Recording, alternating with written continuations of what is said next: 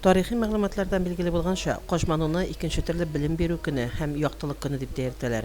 Борынгыдан килгән гадәт буенча бәйрәмгә каршы көнне чиркәүләрдә су изгеләндерелә, коену өчен елга күлләр өстенә бәке ясала.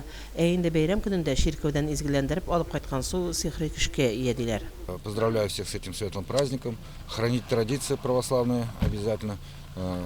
Если у кого есть возможность, набрать воды и покропить дом, чтобы весь негатив и все такое вот уходило, чтобы на нас не влияло плохие мысли наши дурные поступки и так далее, последствия.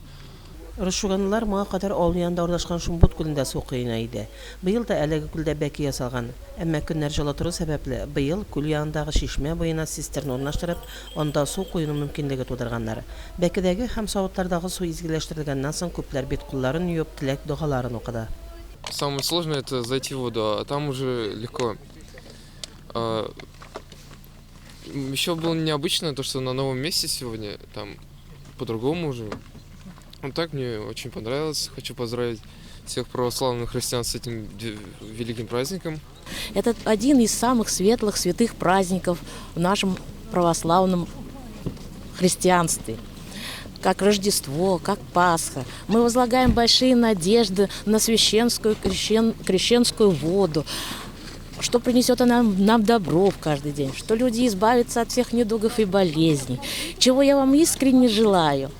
Шара узган урында полиция, ашыгыч ярдәм бүлеге вәкилләре, гадәттән тышканнарны кисәтү хезмәткәрләре кизү торды.